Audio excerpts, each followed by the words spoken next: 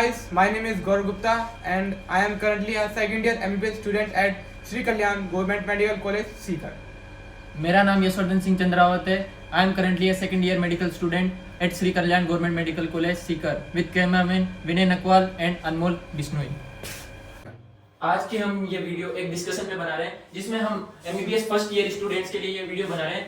तो हम इसमें जो हमारे तीन सब्जेक्ट्स एनाटॉमी, फिजियोलॉजी और बायोकेमिस्ट्री, इनके बारे में डिस्कस करेंगे. और मैं आज आप लोगों की तरफ से इनसे क्वेश्चन पूछूंगा और जानूंगा कि MBBS फर्स्ट ईयर को कैसे टैकल करा जाए. तो आइए स्टार्ट करते हैं. तो मैं सबसे पहले ये पूछना चाहूंगा, जैसे हम नीट देकर आते हैं वो होता है बिल्कुल एक MCQ बेस्ड, और जो अपना MBBS कोर्स होता है वो होता है पूरा थ्योरी बेस्ड. तो हम उसे कैसे टैकल करें? कुछ लोग होते हैं 1 साल 2 साल 3 साल तक ग्रो कर जाते हैं, तो MCQ की आदत होती है, तो MCQ से थ्योरी पे आने में टाइम लगता है, तो उसे कैसे टैकल करा जाए? अब हमारे नीट में क्या रहता है, हम MCQ बेस्ड स्टडी करते हैं. अब जैसा कि हमारा ये कॉलेज है तो यहाँ पे जितने भी एग्जाम होते हैं वो थ्योरी एग्जाम्स होते हैं. तो थ्योरी के लिए हमें क्या करना है, हमारे कॉलेजेस में होते हैं PCTs और सेमेस्टर्स. PCT और सेमेस्टर्स, इनमें आप प्रिपेयर करिए और इनमें जो आप थ्योरी देंगे उससे आपकी लिखने की जो पावर है उस पे आपकी पकड़ बनेगी. जैसे कि जो PCTs होता है उसे इंटरनल में इंक्लूड वैसे नहीं करते हैं. हमारे कॉलेजेस में ऑर्डर क्या रहता है, PCTs होते हैं, फिर उसके बाद सेम 1 होता है, फिर PCTs होते हैं और सेम 2 होता है, फिर उसके बाद होता है आपके PUC और लास्ट में होता है UC. जो सेमेस्टर 1 होता है उसके अंदर आता है आपका हाफ कोर्स और नेक्स्ट हाफ कोर्स आता है आपका सेमेस्टर 2 में. PCTs में आप सेमेस्टर 1 के लिए तैयार हो जाते हो, आपके यूनिट वाइज PCTs के टेस्ट हो जाते हैं जो कॉलेज ऑर्गेनाइज कराते हैं अपने लेवल पे. फिर उसके बाद जो PUCs होते हैं उनके अंदर होते हैं हर एक सब्जेक्ट के 2-2 एग्जाम, तो आपके टोटल 6 एग्जाम्स होते हैं PUC के अकॉर्डिंग टू UC. तो आप PCTs के थ्रू अपनी UC की तैयारी कर सकते हैं और इंटरनल्स के मार्क्स के बेसिस पे आप अपनी UC की प्रिपरेशन को चेक कर सकते हैं. Next question.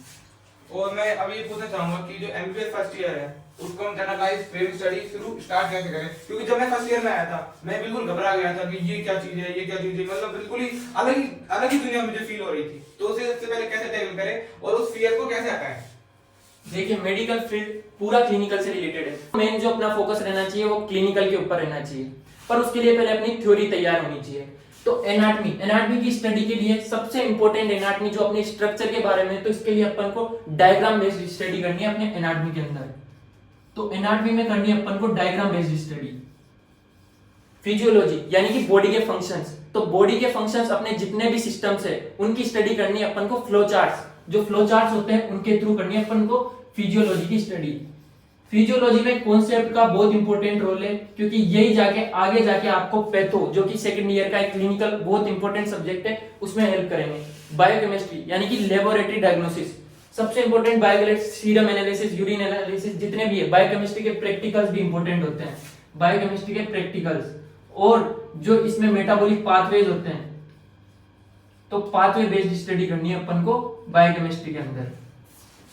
अगला मैं पूछना चाहूंगा कि हम सेकंड फर्स्ट ईयर के लिए कौन कौन सी बुक्स को प्रेफर करें? क्योंकि जानते हैं मेडिकल्स में ये बुक्स पढ़ लो, ये बुक्स पढ़ लो, पर कौन सी बेस्ट रहेगी ताकि हम इजीली फर्स्ट ईयर को निकाल पाए?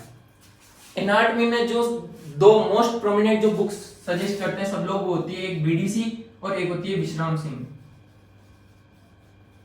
BDC जो है उसे सबसे ऑथराइज्ड बुक मानी जाती है. BDC सब इसी को सजेस्ट करते हैं. लेकिन अगर आपको हैंड ड्रॉन डायग्राम पे अच्छी पकड़ बनानी है तो आप उसके लिए विश्राम सिंह को प्रेफर करें. विश्राम सिंह के जो अपने पास लाइन डायग्राम है वो सबसे बेस्ट है विश्राम सिंह के अंदर. तो डायग्राम के लिए मैं विश्राम सिंह को सजेस्ट करना चाहूंगा और BDC को अपने पॉइंट्स और स्टडी के लिए.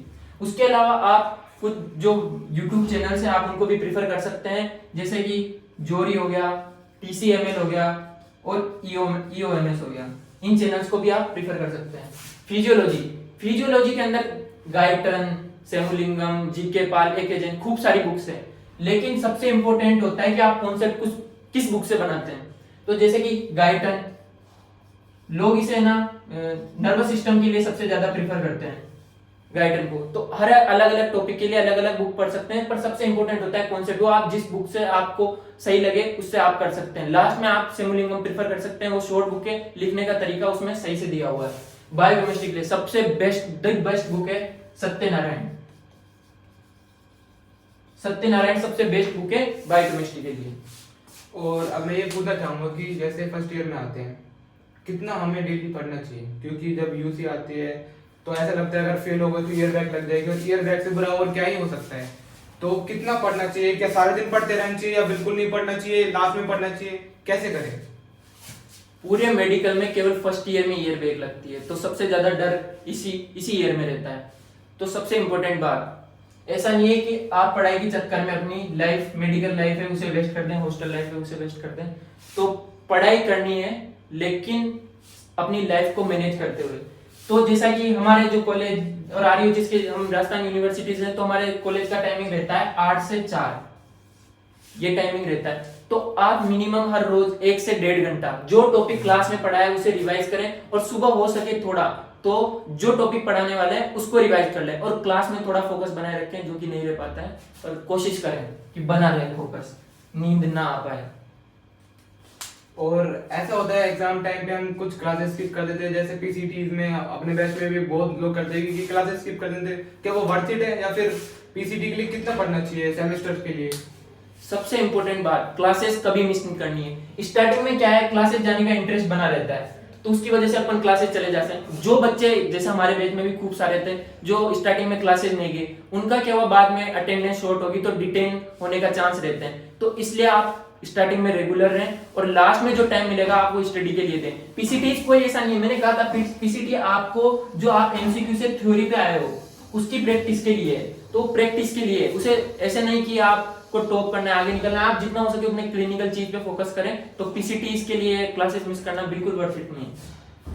और सबसे ज्यादा प्रॉब्लम स्टडी में जो जिन बच्चों को आती है वो होते हैं हिंदी मीडियम के, वो हिंदी से इंग्लिश में शिफ्ट होने में डिफिकल्टी आती है, तो उसको कैसे सॉल्व करें?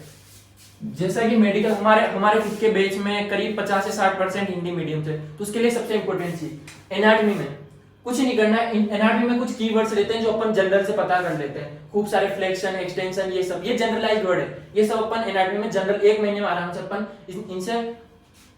इनके बारे में जान लेते हैं। तो इसमें सबसे इंपॉर्टेंट है डायग्राम बेस्ड स्टडी। इसमें क्या करना है, पहले आप डायग्राम जो है उसको ढंग से देखिए, उसकी जो लेबलिंग दी हुई है उसको देखिए। जैसे पोस्टीरियर ट्रायंगल है तो उसमें जितनी भी लेबलिंग दी हुई है, मसल की लेबलिंग, उनका कलर कौन सा है, इसमें कलर का बहुत इंपॉर्टेंट रोल है, तो उसे देखिए। लेबलिंग बेस्ड स्टडी करिए। लेबलिंग सबसे इंपॉर्टेंट है। अगर आपको लेबलिंग आती है तो आप उसी को थ्योरी में कन्वर्ट कर सकते हैं, और थ्योरी को किस तरीके से लिखना है वो बुक में दिया हुआ है, और क्लिनिकल हर एक क्वेश्चन में लिखना है। तो डायग्राम अगर आपको आता है, उसमें इंग्लिश हिंदी मीडियम का कोई रोल नहीं है, तो डायग्राम आपको आता है तो आपकी थ्योरी उतनी अच्छी होगी, और क्लिनिकल आप लिख ही सकते हैं। फिजियो में अगर आपको कॉन्सेप्ट, सबसे मेन फोकस है कॉन्सेप्ट अगर आपको आता है तो उसे फ्लो चार्ट में लिख दीजिए, इंग्लिश की कोई जरूरत ही नहीं है। अगर आपने फ्लो चार्ट लिखा है तो आपको अच्छे मार्क्स मिलेंगे फिजियो में डेफिनेटली। बायोकेमिस्ट्री में पाथवेज है, वही फ्लो चार्ट में चलेगा। प्रैक्टिकल है वही, जेनेटिक्स वही है जो अपन 11th-12th में पढ़ के आए थे। तो इंग्लिश हिंदी मीडियम का इतना कुछ नहीं है। हाँ, थोड़ी प्रॉब्लम आ सकती है, तो हिंदी मीडियम वाले थोड़ा स्टार्टिंग से ही इन पे अपना पकड़ बनाए। और जैसे लोग फर्स्ट ईयर में आते हैं वो कहते हैं हम ब्रैक ले लेंगे, हम मैरो ले लेंगे, हमें पीजी की तैयारी करनी है, तो क्या वो वर्थ इट है क्या फर्स्ट ईयर में लेने?